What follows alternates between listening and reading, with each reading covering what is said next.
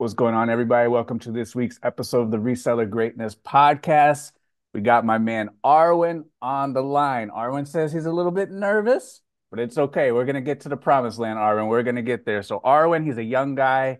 He's in the group. He was 24, just turned 25. And I have this knack.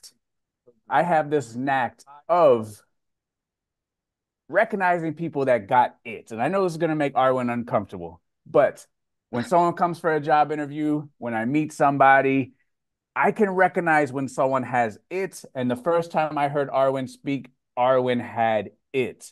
So let's see if we can get to the bottom of it during this episode, during this hour, and see if we can figure out what it is. I know Arwen doesn't like this. He's a very humble guy, but Arwen, I think that you are amazing for such a young guy. And if I had the head on my shoulders that you do at your age, man, the opportunities and the limits would be absolutely off the chart. So you live in Europe. You speak about six different languages. You're a bright guy. You're an intelligent guy.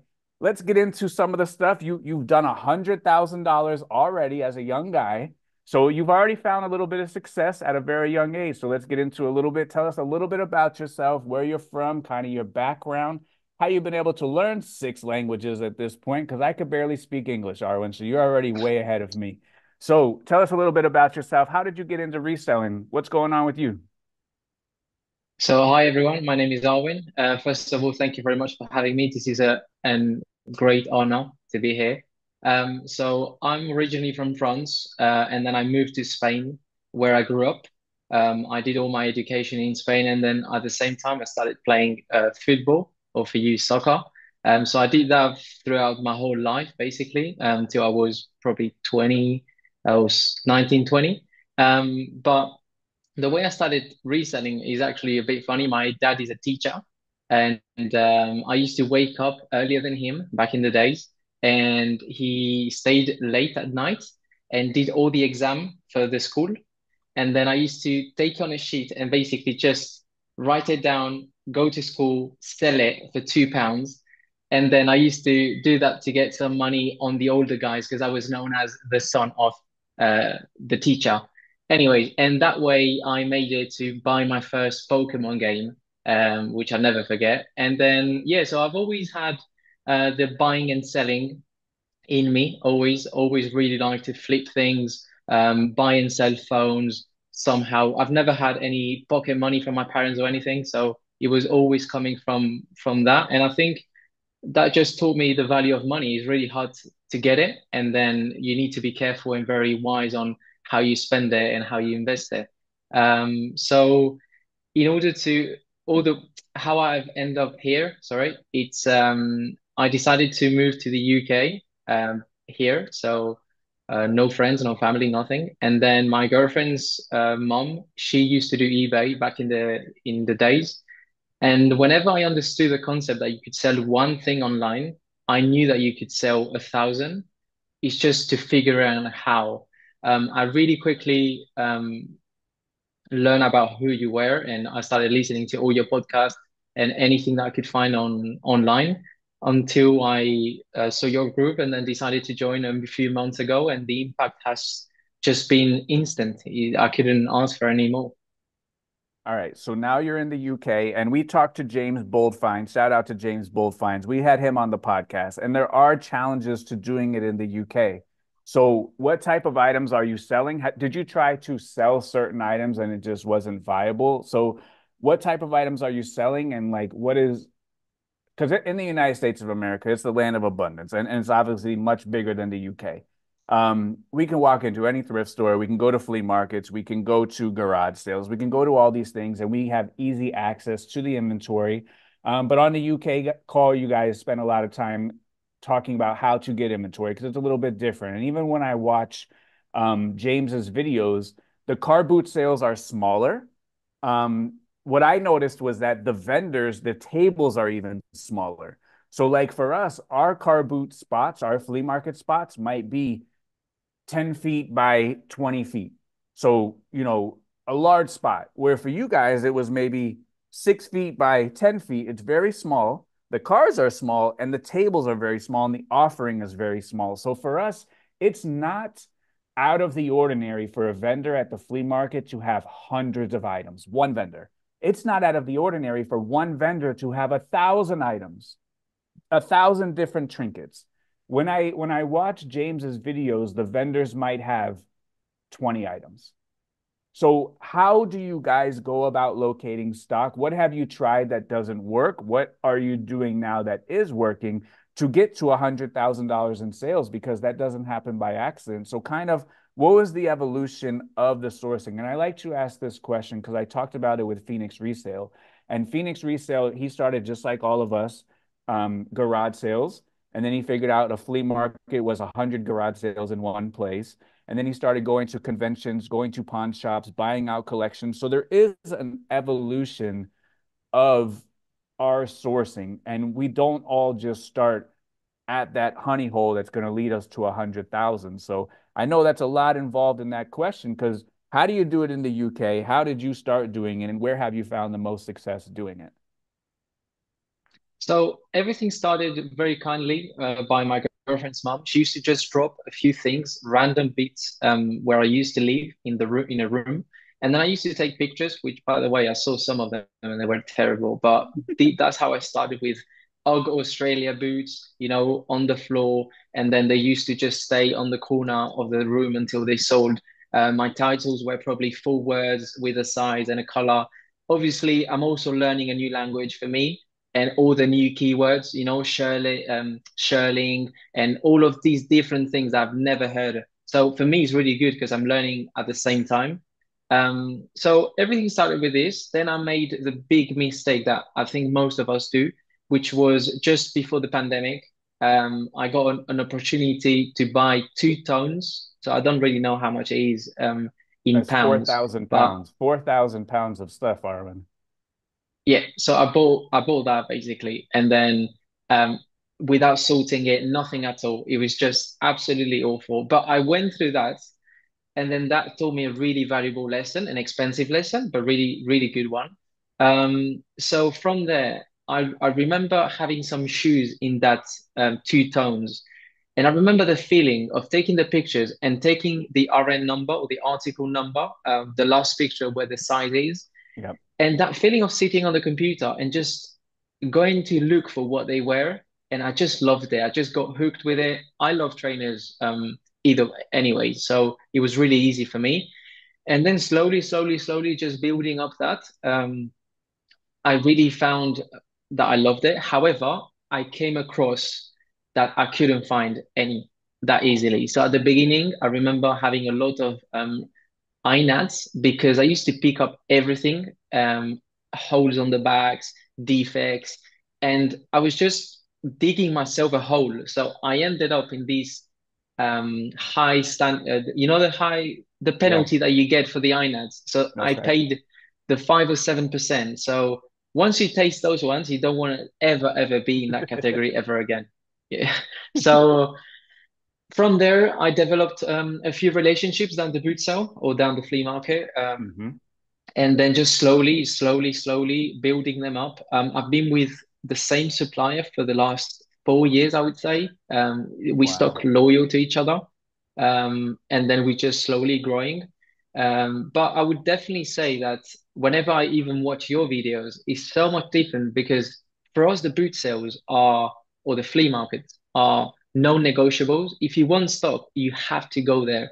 However, whenever I see in the calls that people can organize a whole business way over 100K only by doing thrift routes, for Yeah. me, it's amazing because you really have those two amazing opportunities that are open. For us is only one, and that one is only during a short amount of time. So it just puts a lot of pressure on you to go and stock as much as you can. And obviously, if you can develop some relationship, sorry, throughout the time, then you sort of survive during winter, if that makes sense. So to the point where I am now, I'm relying on some suppliers, some better than others and more reliable. I still go to the car boot sales every single time they open. And then I'm trying to expand a little bit more, trying to go up north and not being fearful to just take the car and just go up north and just like drive and drive hours. Because as I always say, if it was this easy, as you said, everyone would Mhm. be doing it. Yeah. It'd be the greatest chance on earth. So I think being difficult is great. I think so too. I think that the barrier to entries are great because every single time we can get past one of those barriers, it eliminates a lot of the competition. So, all right, there's a lot involved in that. I want to know what in the world were you thinking when you bought 2 tons of clothing as a new seller?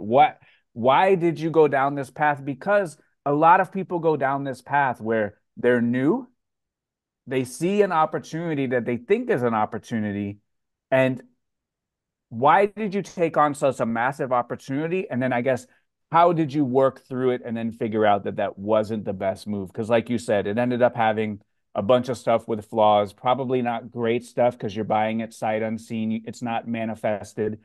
How did that not cripple your entire business and put you out of business? So, what was the thinking of this is a good deal? And now looking back on it, you know you would never do that again.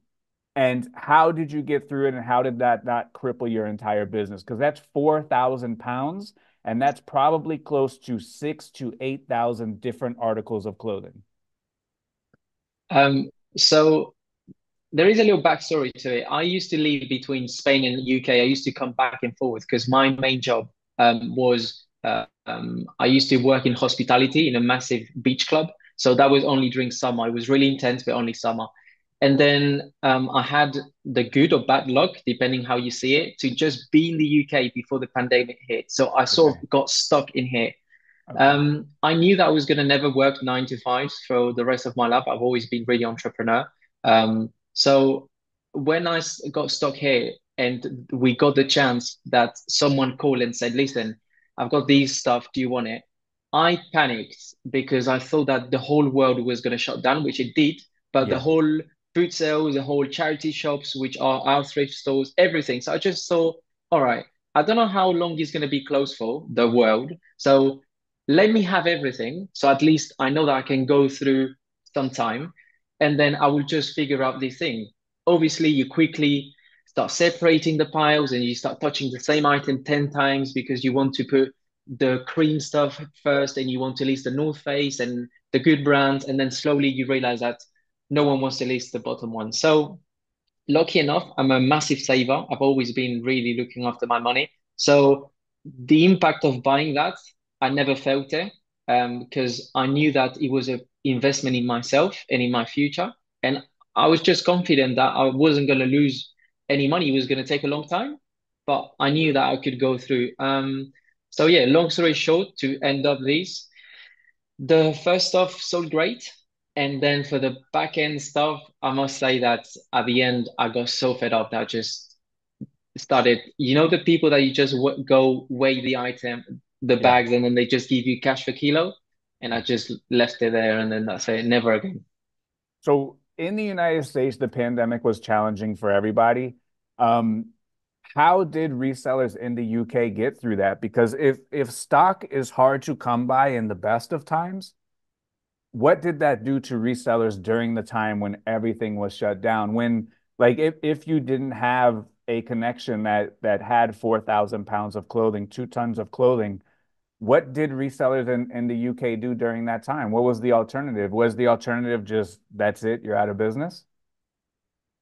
So I can't speak for all of them because I'm not really sure what everyone was doing. I know that back in the days, at least for me, I wasn't aware of Vinted, where everyone sources online now. I know sales were great. The business still was really good. But when it comes to sourcing, I remember sourcing a lot via Facebook Marketplace for me. And I used to source, it used to be, do you remember in the video games like controllers like scarves, which are Yeah, made for Call of Duty basically? yeah, And I used to pick them up for £20 every single day. And I promise you, I probably only flipped that item for 6 months. Just bought it, flipped it for over £100 because everyone was playing Warzone, sure, which is the Call of sure. Duty game back in the days. Yeah. And then for the rest of the stuff, I remember that. I mean, I'm not sure in the US how it went, but here we had a few months of full lockdown, full lockdown, Yep. and then Yep. it slowly started to open up a tiny bit. And I remember the first day I hit a charity shop, which is the thrift stores for you guys. It was gold. It was in. I've never Oh seen yeah. the best stuff I've ever found was there. You know. Wow. All right. So you say in the UK, like us in America, we can run $100,000 business or more just on a thrift route. And the thrift route is going to be local. It might be 10, 20 stores 30-minute driving out and then coming back. So not even very far. And when you put it like that, that's kind of amazing that we can run $100,000 business just going to our local thrift stores, which is possible for a lot of people. Maybe not possible for everybody, depending on where you live, but for a lot of people, you can run a great business on a local thrift route. So I know in the UK, we talked to Simon. Simon says sometimes he goes to 30 thrift stores in one day. And he says that the section for men's clothing might literally be this big in a thrift store where ours is going to be, a few 100 feet long of racks. And then you also say that the car boot or the flea market is very seasonal. So what is the window for the car boot?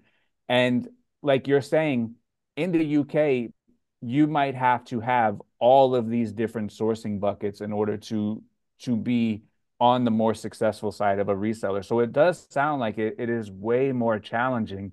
And as I watch more and more of James's videos, like the vendors, it's not an abundance of waste like it is in America. I think you guys kind of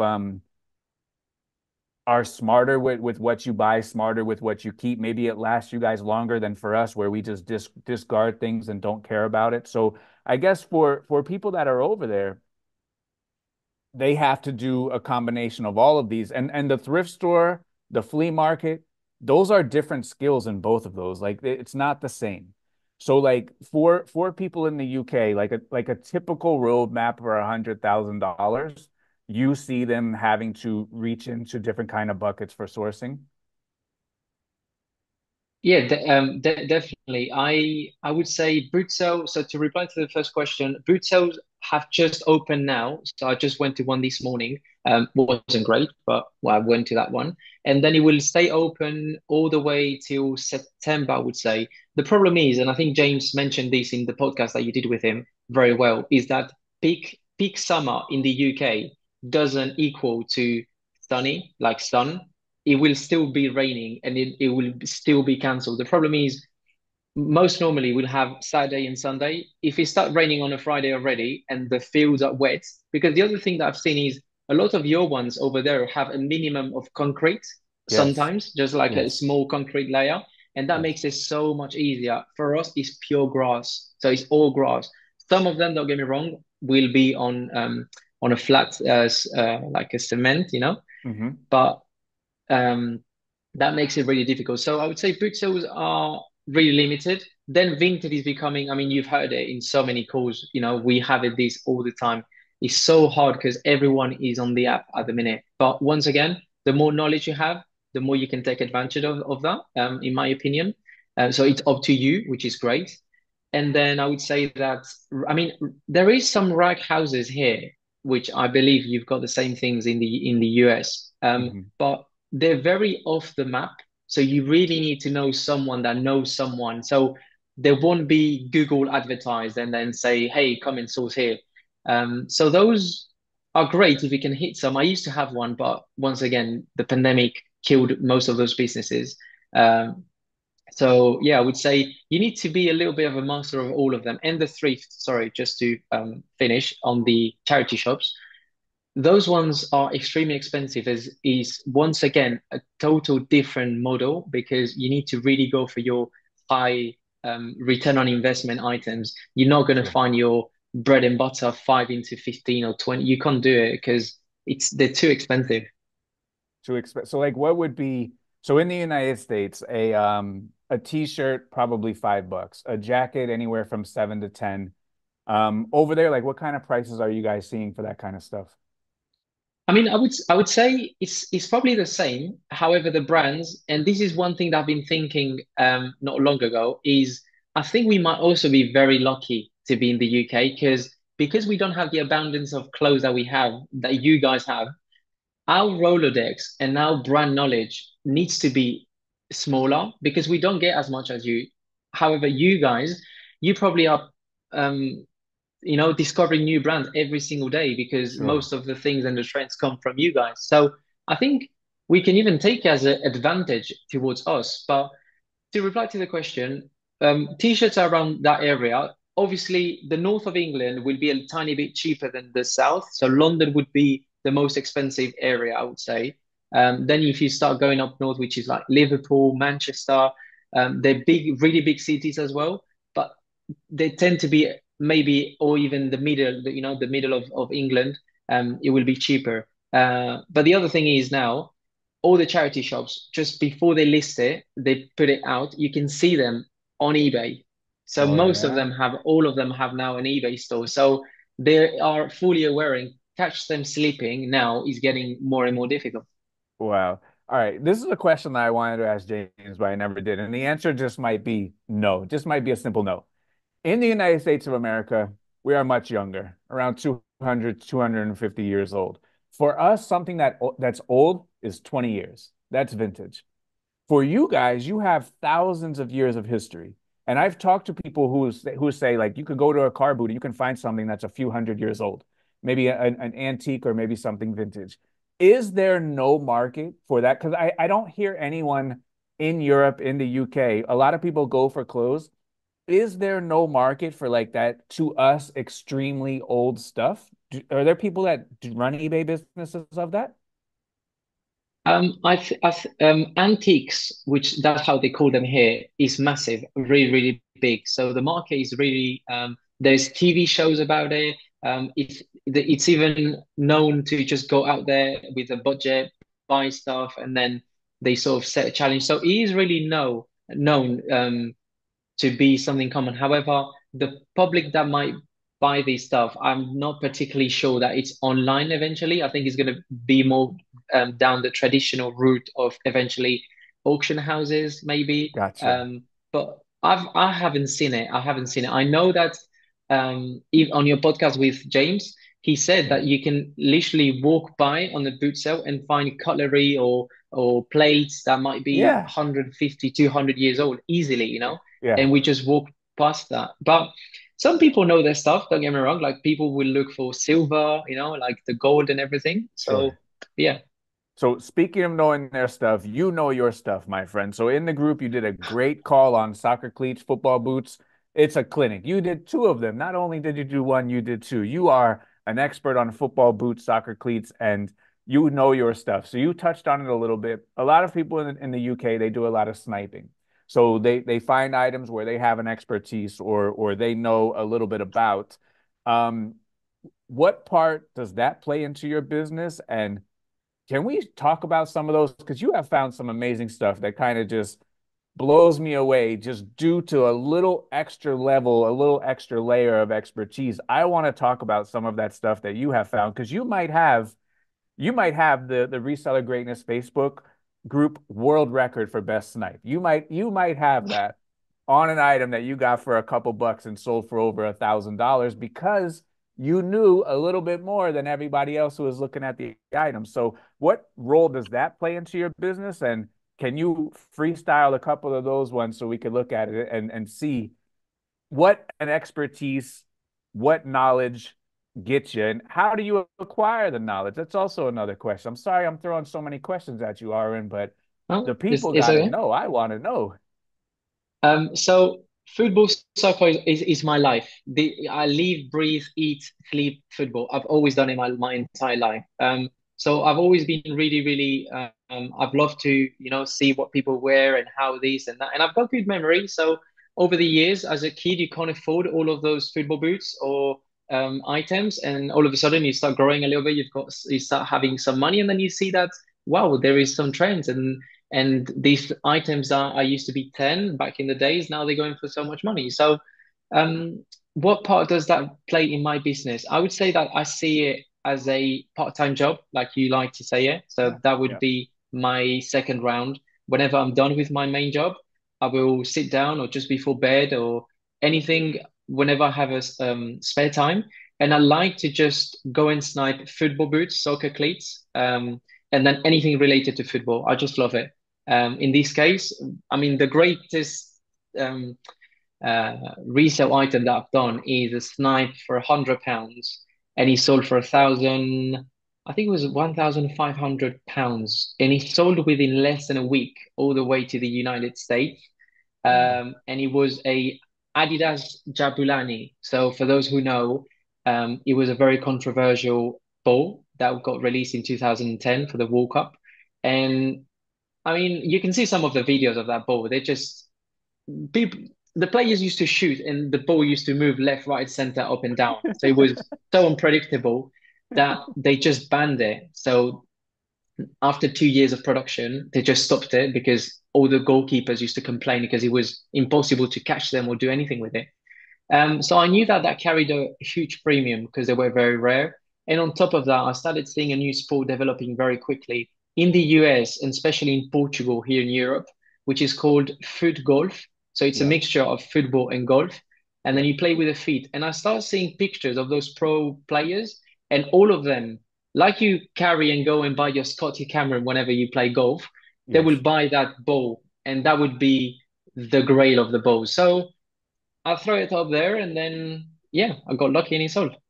All right, so let's see, because this is outside of my wheelhouse too. So this is Adidas Jubilani ball. So this is a version of Jabulani, the yeah, ball, Jabulani, not the one yes. that you bought. So what is the difference between this one and $1,000 ball? So that probably is a fake one, I would say. I don't Oh, think, yeah, it's impossible for them to go for that much money. And so this then, is coming out of Pakistan and they have 10 available. yeah, so you see, what I'm looking for, if you go into the middle picture, Yes? there is some textures on the middle of the ball on top of the watermark. Can you see them? Yes. Yeah, so all of that texture normally, whenever you rub it, you will hear it like that is normally the proper way it's done. However, for that price tag, I can tell you there is no chance that is And they possible. have Like that 10. can't be. Yeah, And they no, no, have no. 10 It's available. it's All right, so no impossible. we have fake soccer balls out here, Arwen. All right. Yeah. So you knew that this See, was a sorry very to call you. special. Go ahead. Sorry. The difference between the one that your thing is on is that it's gold, and whenever it's gold and not brown, as you can see, is because that was for the final. So that was the last ball used for the tournament.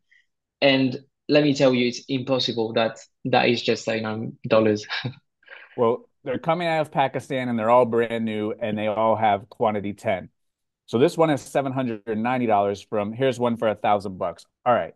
So let's Yeah. open these up. And this is how we get the knowledge. So this one right here is $1,000. What is the difference And between this one and this one? What are we looking so for? I would say probably the font. The only thing is the font on Jabulani, right there, the black thing there, yes. That should be just a little bit more like bold. Obviously the pictures aren't great, so I can't see the whole details, but Sure. it's I mean, can I just say one more thing? Is the fact that he could even get way more money for this if he had the outer box. The box, yeah. Because So yours had the mine box. exactly mine, yeah, mine had the box. And for anyone out there that is going to sell any balls, footballs, anything with the original packaging is going to carry a huge premium on top of it. So yeah, see, So that's the here's final one. match ball. So Yeah, this one's the final match ball. And we know yeah, that but they because of the spelled it gold. wrong. They Exactly, yeah, the gold is for the final, yeah, but they spelled it wrong. What'd they spell wrong here? Yeah, well, I mean, it's known as being Jabulani with an A, but obviously it says on the board as well. It's spelled the same way. So I could be wrong on that one. I put my hands up. So this one right here, 1,100 bucks, Yeah. and you found one of these balls for $100 on one of the Yeah, apps or someone else listed it for the cheap, and you knew that this was a very special ball. It had the texture, the right color, the right font, and you knew that they were playing with this in the foot golf. So that's like regular golf, but the hole is about the size of a trash can. And they kick the ball and then they kick it into the hole, right? And this here is the holy grail for the foot golf. And you included that as a keyword in yours, and yours sold within about a week yeah, for $1,000, right? yeah. 1,500. So What? I probably got, yeah, I probably got even more money than some of these. I think I must admit, I believe I must have been a bit lucky as well, because I got a great price on it. All right, tell us, But yeah, mine was. give us a couple more things to look So for. the next one I've got, sticking to the football, is the Nike Phantoms Ultras. So Nike Phantom Ultra. Yeah, Venom, that's it. The Venom you want? So All these right. ones, yeah, they will come up. All right. Yeah, so those sold for that price, £400. And then 400. they released it in orange and pink. And long story short, on these ones, this is one of the most desired football boots a football player wants. It was a model called the Hyper Venoms, the original ones, and they discontinued this model for some reason. Don't ask me why. And they decided to bring it back. And let me tell you that the whole football community just went bananas on it. So these ones here, I know you talked about it on the call. They have different lengths on the spikes because one is for a little harder turf, one is for a little softer turf, one is for synthetic, one is for grassy. I pay attention, Arwen. I'm locked Yeah, in. So for these ones, the Ultra and yeah. the Venom, you say they have an orange pair as well, or the black Yeah, so orange pair as well. the ones you were looking were orange, and then they Yep, released it. So the sole is orange, and then they released it in pink. So there you go. just them ones, pink, purple. Yeah. And yeah, those are great, really, really, really good ones. But once again, they're really rare to come by. They were really limited. So I hold to mine when it comes to these pairs sometimes because I wait for everyone to wear them because everyone is so excited. Sure. Everyone will wear them. Then people will want them dead stock or brand new with tags, basically. And then the only one available will be me. But So yeah, on this here, is a very good one. yeah, so these ones are pre-owned. So on here, like you talked about, we want to look at the spikes to Yeah. make sure they're not all worn down. You also said that you want to look at the toe.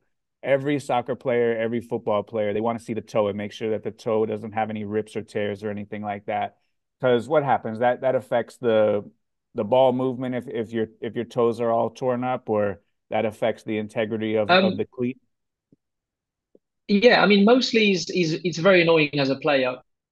The reason why that happens is whenever you make a move or you shoot or something, most of the times your support foot will just follow through, and whether Hmm. it's grass or whether it's astro, it will just follow Yeah. and then slowly just start opening up, and then you will have, with time, it will just have a completely soul separation. Yeah, that makes a lot of sense. All right, so you are an expert on the cleats. You go around, you try to see when they're underpriced, and you sell a lot of cleats. You sell them for the good price. You sell the new ones, you sell the vintage ones.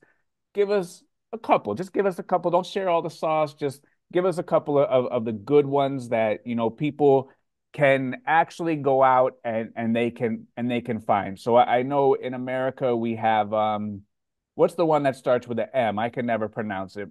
Miracle or something like Mercurials, Mercurials, Materials. That's right. yeah, Nike Mercurial, Yeah, so yeah, that's that. So they have these ones, and these ones are all different kind of quality. And you taught us on the call if they got the boot attached to them, that's something that we need to take a look at, right? So what yeah. what are the That's the another. three the three different levels of the mercurial? They have kind of the kid one, the youth one, kind of the regular general release. They have one that's a little more better quality, and then they have the professional model, right? Yeah, so we would the terms will be academy for the kids, so that would be the lower ones. Then you will Okay. go So let's check pro, out those um, Academy.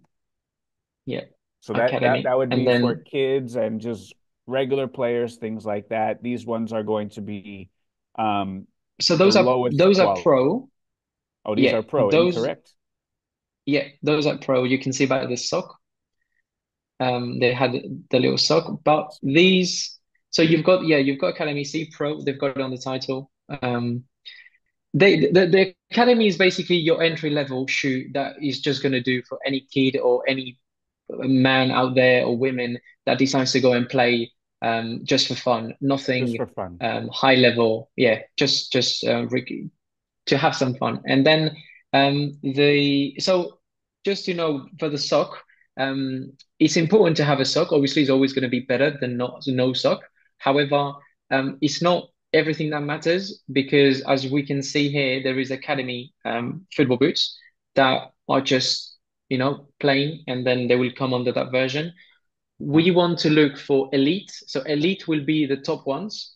And Elite. then yeah, and the biggest differentiator between elite and academy is the ACC on the football boots that we will find, mostly on the new ones. Um, So we got elite right so here. So these ones are the yeah, crazy ones. Let's just look at regular ones. mhm. All right, so these are elite. So these are kind of the middle of the pack, right? No, elite is the top of the pack. Oh, top of the pack. Okay. Yeah, sorry, I should have gone pro and then elite. All right, so elite is the top of the pack. These are the best of the best. Yes. Yeah. So, for example, a recent model that is really easy to spot is up, if you go up a little bit, just Yes. even yeah, those ones maybe those mango ones, the Okay. first ones or there, yeah. So some people, that's a really good keyword to put as well. ACC on your title is great because Yes. people that know what they're looking for. So we're gonna basically look, see there, and that is Yep. all conditions controlled, and that is going to be our giveaway to know that we are on the highest version of the football boot. Then, if you're lucky enough to find these kind of boots, which are the mango ones, they're very, very rare to come across. Yeah, that's great. And the carbon fiber sole, that's another really good giveaway All just right, there. so And this yeah, seller, they did a good job on the photos, right? They got here, they're showing the interior, they're showing good shot there, they're showing the toes, dedicated shot of the that's the good toes. one. That's the money Yeah, shot, right? exactly. All right, they're showing the carbon fiber. Do they put carbon Mhm. fiber on the lesser quality ones too, or only the good ones? Not only the good ones, however, they've started introducing some of the elite materials into the mid-range one. Mm. So those are getting some now a little bit more difficult to spot. So they What is they showing they here, yes. sorry, Itek, what is showing here is these boots were known to split very quickly. So all over the middle of the boot, just there, yeah, exactly where you are, between the Uh-huh. sole and the material. So he's just showing that there's absolutely no separation between it. So they did a really good job on this listing as far as photos go. They know exactly what the buyer is looking for. All right, so soccer cleats with the ACC, all conditions controlled. I remember that from your talk. That is for the novice, for the people that don't know much about the cleats, that is a good indicator that you have something good on your hands, right? The ACC Yeah. It's going to come either on the inside of the boot or on top of the tongue, just in between the laces, right just there, here, as you can see. right here, Yeah. ACC. Very good. Yeah, so the ACC, that's the top of the line soccer boot, soccer cleat, right? Yes, sir. And what is this? Number seven? Are these Cristiano Ronaldo game used boots over here? No, So just this is someone this is someone that either didn't want to pay for customization and just done it himself, yeah, or some of the pro teams, they've got the same boot for a lot of different players. So in order to know which ones are whose, they're just gonna put their number on the squad number, a little bit like the play on field um, jerseys from NFL sure. and everything. So it's Yeah. going to be a little bit the same, but they're very easy to remove most of the time, I must say. And guys, in America, don't tune out because soccer is huge in America. So and it's only going to get more and more popular and the cleats are everywhere. They're at every single thrift store in America. And one of the things that I took away from Arwen's discussion is I'm looking for ACC. every single cleat that comes out for soccer, I'm looking for ACC, I'm looking for the sock, and that there leads you to some good money most of the time. Here's one for $100. ACC, all conditions controlled. They have all kinds of technology, like Arwen is saying, Nike Skin. And so Nike ones, those ones are good. You also went over Adidas, you went over all kinds of different pairs for us. So great call, great discussion, great amount of knowledge on the Nike football shoes, Nike football cleats. But me personally, Arwen, I'm looking for the ACC. That is the biggest indicator for me. After the sock, I'm looking for the ACC here. They got the Flyknit. These ones are Yeah. nice. Yeah, so these they once again all of these models they're carrying such a big premium because they've stopped making them. Hmm. Unfortunately, as a player, I used to love them, but that Flyknit material has sort of gone a little bit. But even these ones, as you can see, they're peeling on the front. I think on the bottom pictures on the next ones, you will be able to see a little bit better. But they're All peeling right, on the guide front. me. Where is it peeling? What do we got to look Um, for? just there, just if you see the toes, just where you were, the toes, can you see that they sort of peeling a Yeah, little? I Yeah, see it. Yeah, I see yeah. it. So even that, they will still carry a premium, and he's got replacement laces, and they still sold for 106 I see over that. £100. Is Yeah. this a little too much wear on the cleat? No, it's still good, still good. Let's say Still that good. it starts to become a problem when you can't see the red anymore. Can you see that there is a bit of black Yeah, and red, like an yeah, extension yeah, of yeah, red? yeah, Whenever that extension is yeah. gone, yeah, maybe we should leave it. Gotcha. All right, so this one's got the replacement cleat. We've got some wear on the front right here, right? Yeah, exactly. That's all the glue that's gone. Uh-huh. So these ones, they still have some life left, but they got a little bit of wear and they still sold for over $100. So they did a good Yeah, job. So if we're selling soccer cleats, we want to show this. We want to show this to the customer. So for this, absolutely, this is the absolutely. toe that drags, or this is the one that hits the ball. I would say that's the one that drags. Yeah. So this would have been a For lefty then, example, right? exactly. I'm a lefty, for example, and my Okay. boots are always the right one is always smashed compared to the left one. Gotcha. Yep. All right. So they were a lefty. How about that? Oh, how about these? 300 bucks. Talk to Yeah, us. the reason for these is because these are the Mercurial Super 5 fours. These got released for the 2014 World Cup, I believe, on a red colorway. However, this is one of the most desired um, materials and Mercurials there is out there. People absolutely love these ones, and once again, they stopped making them. So these are really, really rare to come across. The other picture, Wow. I think, Tech, on the bottom, just Yes. there on the next one. Yeah, so this is important to do for whoever lists football boots. It's some of the carbon fiber sometimes on the soles, it will Wolf. split or it will Yeah. have scuffs. And people are very picky about it. So he's obviously done a great job because he's shown you that there is a bend. You see, he's bending the shoe He's flexing it. and Yep. then he's showing you exactly, yeah. So that is really important because the soles are so thin that they sometimes they snap. And I mean, when they snap, it's not great, but look how True. much he's still got for them. Very cool. Yeah, so the carbon fiber, that's to have a lightweight shoe. It's very thin, and when there is wear on that carbon fiber, when it does break, absolutely that will affect the value. All right, let's look at one or two more. Wow, these ones are nice. These are Neymar. I know you're a Yeah. Cristiano So Ronaldo fan, so we'll still look at some Neymar stuff. so a little giveaway on these.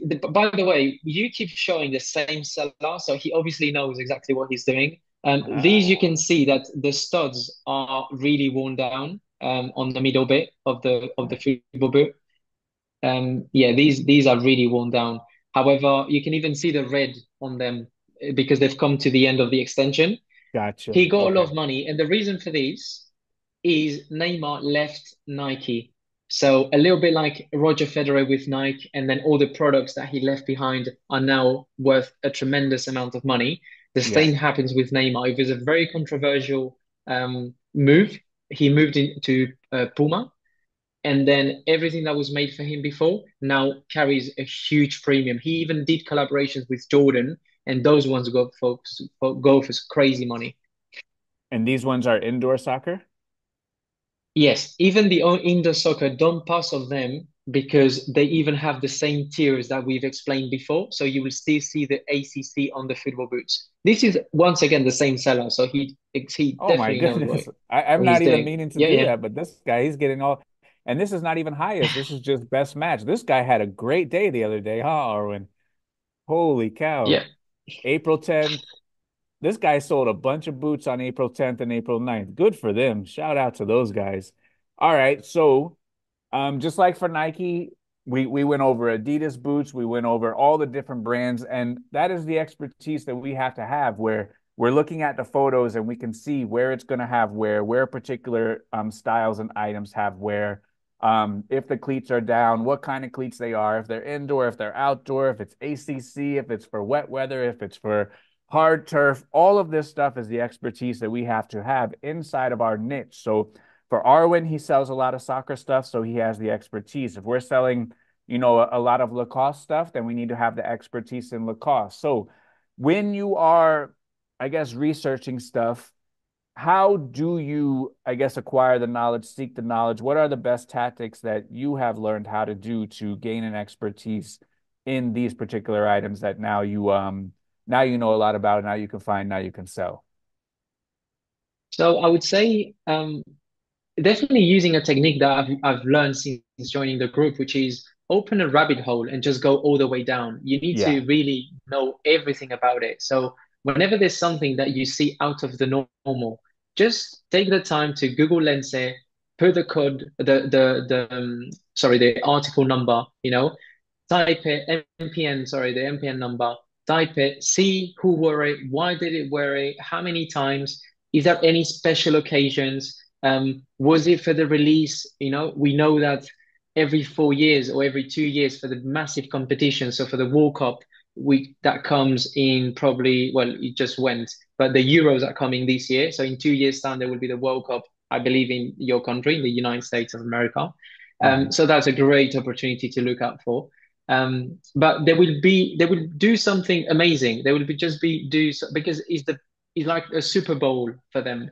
Sure. The commercials, all the eyeballs are there, so they're gonna do something different. So we just need to start putting together, time frames. So 2010, okay, so I know that 2010 is a World Cup. Did any football boot happen? The colorways, and slowly going that rabbit hole of, as you just did, type it Yep. highest to lows, and just see what words are gonna come back. ACC, Neymar. Oh, who's Neymar? Who's That's right. Ronaldo? Should I go and see him? And then that's it, really. That's right. That's exactly right. So you start broad, you start opening up the different tabs just like we did. You start making these connections with the Nike, what is it? Miracle? It's hard for me to say. How do you say it? Mercurial. Mercurial, the Nike Yeah. Mercurial, and then you see what are the highest ones. Okay, the Elite, the Academy, the ACC, and those are the types of things. Now we search Nike ACC, we look at those. We search Nike Academy, we look for those. We search Nike Elite, we look for those. We can do Flyknit, and we can look at that material, and then we can go to different brands and we can do the same thing. And that's how we learn. That's how we do the deep dives, and that's how we figure things out. So, all right, so Arwen, you've been at this for a few years doing $100,000 or more in sales. What does a typical day look like for you? How many are you listing per day? I know you do the accountability every single day. I love to read it. You always have a little takeaway. So like how many are you listing? What kind of items are you listing? Kind of what is your average sale price? What does business look like today for you? So I'm currently sitting at 15 items every day, Nice. 7 days a week. Nice. Um, I think I've sort of found that comfort spot because I can do it very quickly. It's not a problem. My bottleneck and my problem is the sourcing. I can't find enough to go to the next level, which is where I want to go. I want to be, and I don't mind saying it, I want to be the biggest shoe seller in the UK, I Talk think it to was him, very Arwen. inspiring to, I think it was very inspiring to speak to Sneaker Cycle, which is the biggest in the world, shoe seller in the world. And I think that really opened a lot of a different mindset to me. The stuff is out there. Just you need to move. You need to go and get it. So a typical day for me is I wake up really early all the time, 6, 7, whenever it's boot sales, 3, 4. Um, I like to be up and early. Then I will go and drive to go and get my parcels straight away. It's probably a 15-minute drive, so 15, so half an hour. I will package, do the post first thing in the morning, get all that done. Once I see that there's no task on my eBay account pending, then I can go ahead and then start stuffing my shoes. I know I've had this debate. I know I put shoe trays inside all of my shoes, so they need some cleaning and preparing. However, I'm I'm allowed to do 30 to 45 pairs all in a batch, and then I take pictures. And for me, that has been working. But so far, I Nice. do 15. If I was to move to 30, maybe I should be refining the process in another way, but Sure. I'm not there yet. Yep. And then once I do that, I will be, which is typically by the time I finish the pictures, is normally the morning call. So I will just be sitting down, either taking more pictures or starting listing. Yep. Once I've done my listings, which is on the afternoon, I will start my second job. So I've got a second account where I sell purely clothes and where I like to test myself, everything that I've learned with you guys. I like to put it into clothes because it's a bit easier to find. And then I don't want to leave money on the table neither. So I buy them and I just put them in their account.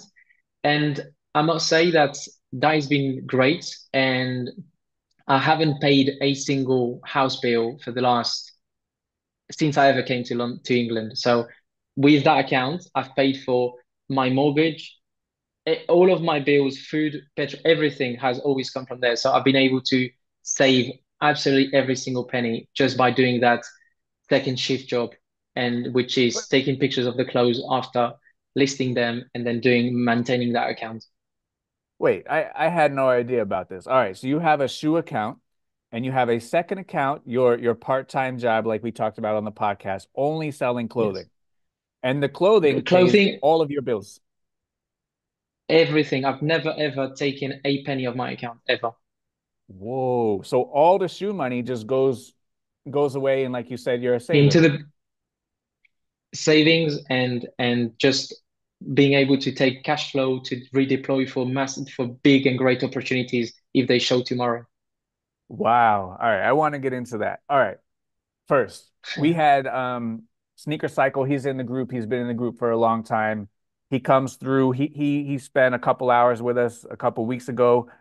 Shared all the knowledge. He didn't beat around the bush. He was 100% honest because he's been in the group. He's learned so much from the group. He is the number one shoe seller on eBay, and I've been to his operation. I consider him a friend. I've seen a million pairs of shoes at his warehouse. He has 100,000 square feet. He has a huge operation. What were some of the takeaways that you had from that conversation? I know my biggest takeaway, but what was I guess what impacted you if you want to do something similar like that in the UK? We have access to the guy. He's in the group. He's open. I can call him and send him a text right now if anyone has a question. What was kind of a couple takeaways that you had from that conversation? Because I thought it was a great conversation. So for me, the most important one, and once again, that was a huge, first of all, it was knowing that it's possible. Someone is doing it. For me, that Regular was game guy. changer. Yeah, Exactly. regular guy doing it. Yeah, Exactly. And then the second one, which is the most valuable, is you don't stop going as a buyer. You need to go as, sell yourself. that's right. And his approach to people, his human approach to I'm not saying you need to be nice because you want an end product, but just in Sure. general, just be nice. Just ask the question. I think at least that's how I work. You do good, good is going to come back to you. Be Yeah, nice to people, treat them with respect, and then absolutely. it will arrive. People will give you the opportunity. So I think for me, that was the most valuable one was whenever you approach a seller that can be good for you is listen, this is what I do you know, and then how can I help you? How can we work? And that can take you a long, long, long way. So what he said, the quote that he said that stuck to me was that he's not a buyer, he's a seller for everything. Even when he's buying, he's a seller because he is selling a relationship. And that is what you Exactly. described. When you're talking to someone that has the merchandise, has the product, we want to sell a relationship because people that have a lot of stuff, they want to sell a lot of stuff to one person, to two people, to three people. They don't want to have 10,000 different customers. They don't want to have to acquire a new customer every single week, acquire a new customer every single time they get a delivery. They want to be able to call Arwen.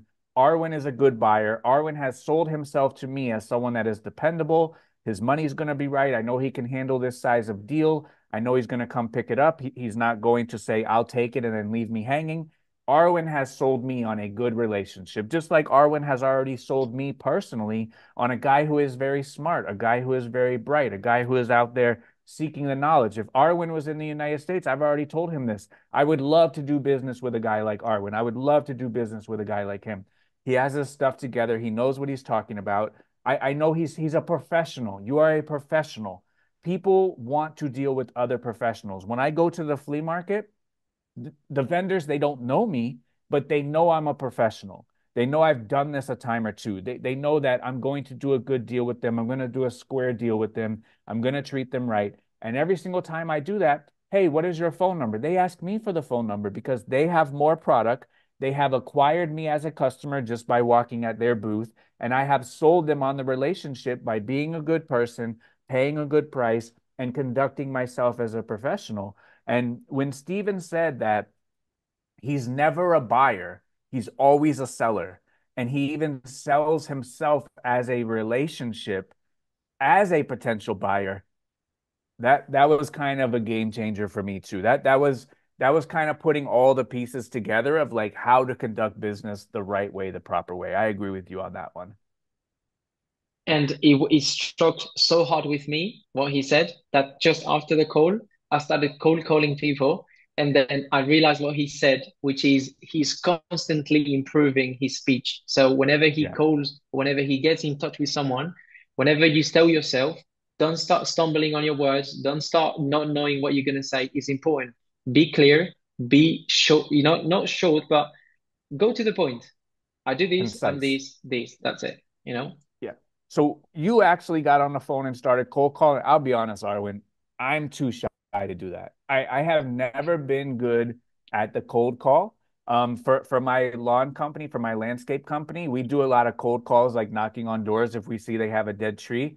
In the beginning, that was very hard for me. That's outside of my comfort zone. I'm not an extrovert. I don't really like talking to a lot of people. I know that might come as a surprise, a guy who has a podcast. Like I'm very quiet. I observe a lot of stuff. I don't really talk a whole lot. It took me a long time to get over the hump to knock on people's doors and kind of sell them on a job. So you went right into action and you got on the phone and you started cold calling. Like, how do you develop a pitch? And most importantly, how do you deal with rejection and keep going? Because for me, once I get rejected, I'm damaged goods. I'm finished. So for me, rejection is part of my football life. So whenever I wasn't good enough, for me it was really hard to stop my dream and for someone to come and tell me you're not good enough, which is the truth. I've always blamed myself for everything that has happened in my life. I think it's easier to see life that way. I wasn't good enough, it's my fault. And I think that whenever it comes to rejection, he's like, okay, no problem. I might not be valuable to the eyes of this person, but I might be valuable to the eyes of another person. So when a door closes, another one opens. So I don't take it personal. I think I like to put myself in their shoes and thinking, you know, if I had a random guy calling me and asking me to get trainers, I would probably react Sure. the same way. So I just try to make it a little bit funny and not be scared to say, listen, I'm young. I don't know what I'm doing. I'm just trying to get trainers. And I just openly say it. And then they even laugh with me. So they will laugh and they say, listen, I'll pass. So to come back to what I did when I called, they left a message for the boss, and then I had some calls, and then they didn't lead to where I wanted. However, it got me somewhere, and then slowly I started seeing that the first calls I was saying I was starting with my name maybe, or I wasn't saying that I was looking for shoes straight away. And then on the second or third, fourth calls, I was just changing the pitch a little bit, and then you start seeing the changes. So it's just trial and error, and I've got nothing to lose. At the end of the day, they're on the other end of the phone. The worst thing they can do is put the phone down on me.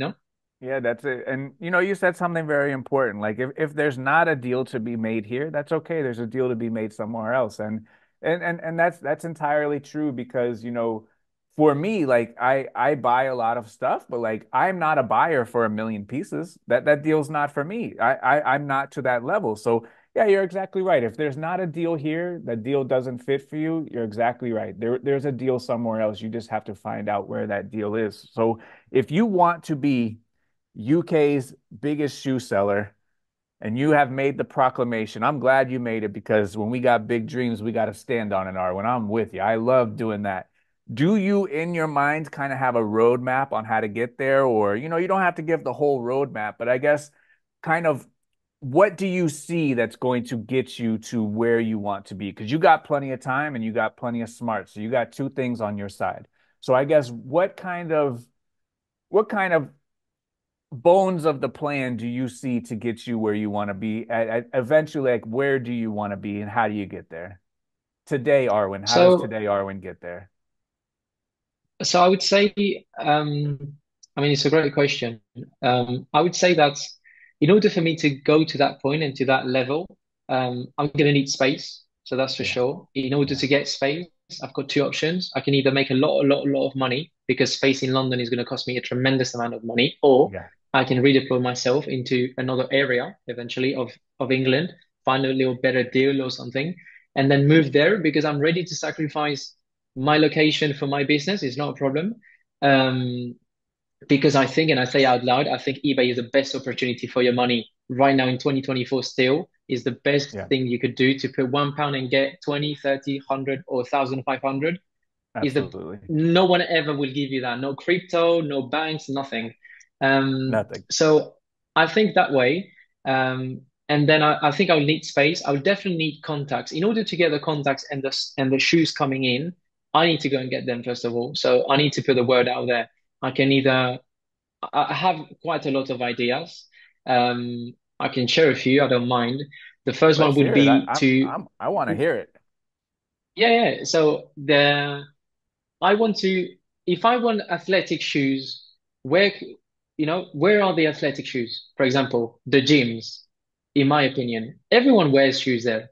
So eventually going, talking, introducing myself once again and saying, listen, is there any chance to develop a second-hand program between me and you guys? You take a cut, I get the shoes, and then that way they are funneling all the customers that already have shoes and trainers they're already in the gym. So once That's they it. dropped, I know that it's great product for me because this is exactly what I'm looking. The second thing I thought, but that's slower scale, smaller scale, is started advertising myself, even on myself. So because I'm a one-man show, started wearing t-shirts, whether it's at the boot sale or whether it's in the gym, saying, you've got any second-hand shoes that you want to sell?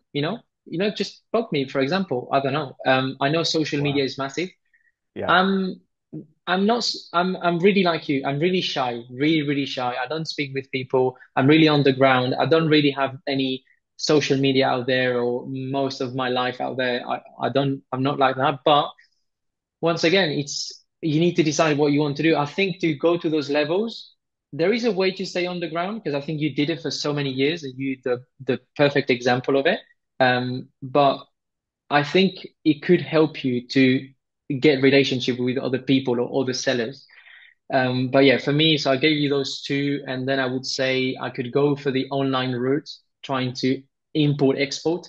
I don't know Hmm. how it works to go to get stuff from other countries or the US, but I would tell you that I am ready to get any flights, anytime to go and visit either other businesses, how they work and operate, what I can get 1% from that business that's going to benefit me. I just want to be a little bit better every single day. So yeah, even going to all the way to the US and just checking thrift stores, flea markets, just to see what sort of advantage I could get there. And then if the volume is not here, then you need to go somewhere else and go and find it somewhere else because the volume is out there, 100%. It is out there. It is out there. So a couple of things. So for me, even though social media is not my strong point, what really helped me was making a social media for the business and then having a business social media. So maybe that's something that you could look into because it doesn't have to be Arwen on there. It could be the business's social media. If you do ever find yourself in America, I can bring you right over there. It's an hour away from my house. We can go see the big players, the big boys. And I'll tell you this, last time I was there, their bottleneck was the cleats. They didn't know what to do with Oh the cleats, wow. and they get cleats every single day. Wow. So something to think about, young Arwen. And they get a bunch of cleats and they don't know what to do with them. So that is something to think about, definitely. All right. So to wrap this thing up and bring it home, you say Yeah. all the clothing pays your bills, all your shoe money just goes in the bank. What are you going to do with all this money, Arwen? What's the plan? Are you an investment guy? Are you going to redeploy it back into the business? What are you going to do with all this money? I think it's absolutely fantastic that you have a bunch of business savings and now you have options and opportunities at such a young age, man. That makes me really proud, man. Tremendous job. Thank you.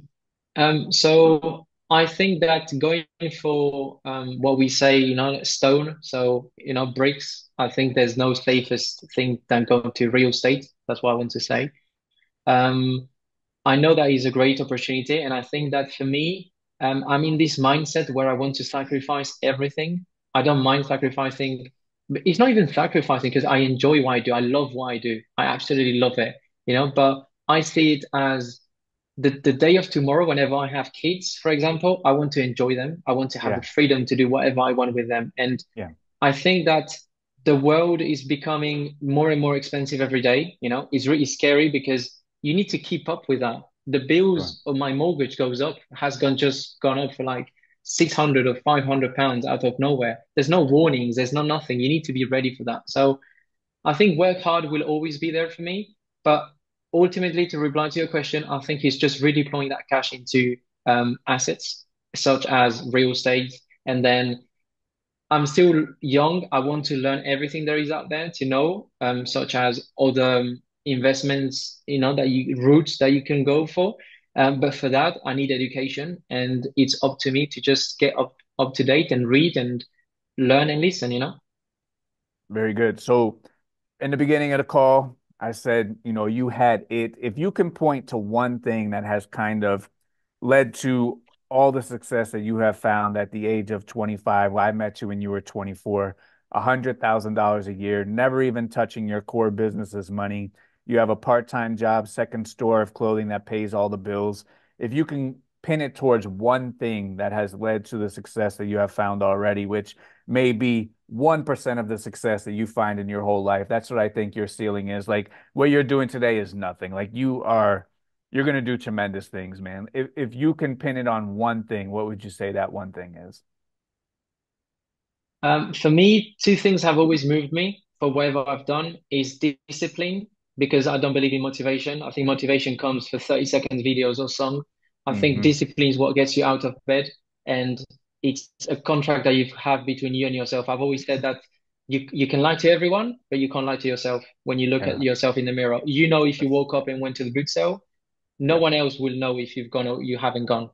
And then the second thing I've always moved for is the phrase is a saying, and it's basically if you want it, you can. So if you want, you can. That's it. It's short, simple. But if tomorrow I want to be in the US, there is a way for me to be there tomorrow. Do you understand? So Hmm. there is a way for everything. So I think that's the two things that have moved me to get here. I think discipline is the most important. I've never missed a single listing day ever since starting. I think if I don't even ask the question, it's not even a for me, I associate with practice, for example. I know you know a lot about Same. baseball, but it's the Yeah, same thing. same. If you don't go Yeah. to practice, you don't play. So it's Yeah. the same. If you don't do your listings, there's no sales. So it's for me, it's very simple to understand. It's not science or anything. You need to do that. Yeah, so I think like a couple of the tools that people need to really succeed in this business, I think you contain a lot of them. Like you said, the discipline, the consistency, those are the two big ones. And I think like one more that maybe you don't give yourself enough credit for is that you're out here studying, you're curious, you're acquiring the knowledge, you're learning, you're getting better every single day. You're diving into some things and you're getting better and you're opening up your product knowledge way wider because you've just started clothing and the clothing that you post is great clothing. So like you've obviously been paying attention, you're obviously been studying And those three things right there, if you can have the discipline, if you can be consistent, and you can always be bettering yourself by having more brand knowledge, trying to find better stock, just always constantly be learning, that kind of appetite for learning, appetite for more. I think those three things take a lot of people very far. And I think that, you have those three things. I don't know if it's the sports background. I don't know if it's the way the brain is wired, but I think that those three things are the three most important things. And none of those whatsoever cost any money. Takes no money to be disciplined, takes no money to be consistent, and it takes no money to learn. And I think that that's the most beautiful thing. And that's why reselling is an even playing field, because no matter where you come from, America, South Florida, for me, I had a single mom that worked all the time, no advantages. Arwen back and forth to different countries, away from his family, left his family, is in a whole nother country.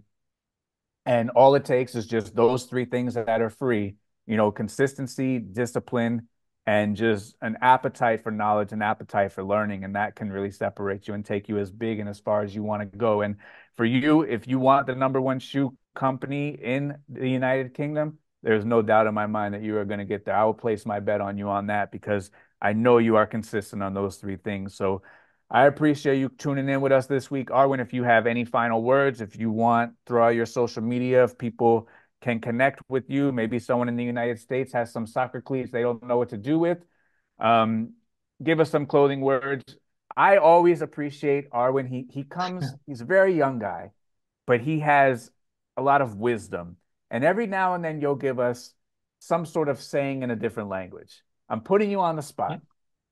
Give us one of your sayings in a different language, translate it for us. Give us some of that Arwen wisdom that I really get a kick out of. Leave us with some closing words, my man. So one of the ones, because I thought you was going to ask me a question, so I did think about one, is a saying that says, "Dime con quién andas y te diré quién eres," which means, tell me with who you're walking, and I'll tell you who you are. In other words, surround yourself with winners and you will be a winner. That's why for me, and I don't say it because you're here, but that's why your group is it's there's no value to it because there's just winners in that group. And when you surround yourself with people that thrive for the same thing as you, which is learning more, want to become better every single day, Yeah, it's impossible for you not to go up and become better. It's like me training with Real Madrid every single day.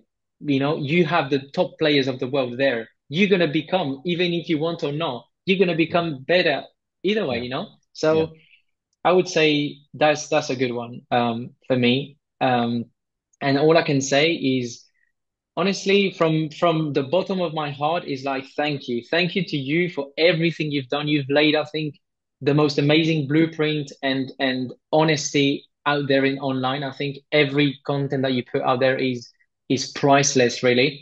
And there's so much information. I don't think people realize that that's years and years and years and years just collected, into showing us literally everything. When people tell me, yeah, but why do you share this? Why do you share that? Because if you're sharing it and you're the number one, how comes I'm not going to share it and I'm not going to help somebody else, into letting them learn how to spot football boots and everything? I don't know. That's how I see it. Yeah.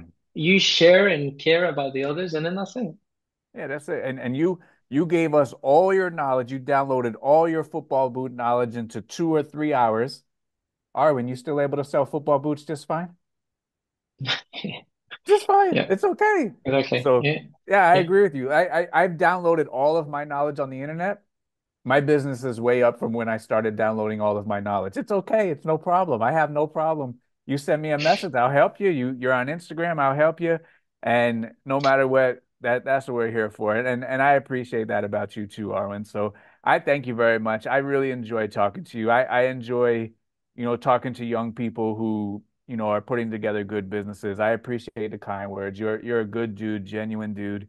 If you ever find yourself in America, no matter where you are, I'd love to link up, love to meet you, take you out to dinner, talk to you, hang out, help you in any kind of way that I can. So I appreciate you, Arwen. Thank you for Thank you so much. the good words and thank you for the saying and I agree with you 110%. And you know what? That comes from sports a little bit too, because if you excel a little bit in sports, what do? They put you with players that are older. And they put you with players that are older because it forces you to get even better. Because there's no use in being 12 years old and being the Christian Ronaldo of 12-year-olds or being the LeBron James of 12-year-olds. They got to put you with 14-year-olds and level that playing field and make it a challenge for you. And then you rise to the challenge. And once you're 13 and you're beating the 14, then they move you to 16 and you're 14 playing 16. And that's how you get better. And I agree, that's what the group is. You get in there and you're a 12-year-old, you're playing with 14-year-olds, but eventually you rise up and then you start to overtake it and you start to get meet more people inside of the group, meet people that are doing doing more numbers, doing more things that are more inspirational, and you just rise. And we see it all the time. We see people come in and just rise, build beautiful businesses, and that's the name of the game, and that's very important to me. And you are one of those people. So I appreciate it, Arwen. I appreciate you jumping on for me. I know you were nervous, but I thought it was fantastic. I love the conversation, and for most of it, that's what matters. If I love it, that's what matters. So I appreciate you, Arwen. Thank you so much for hanging in with us. And as always, as we close it out, be great. Thank you. Thank you.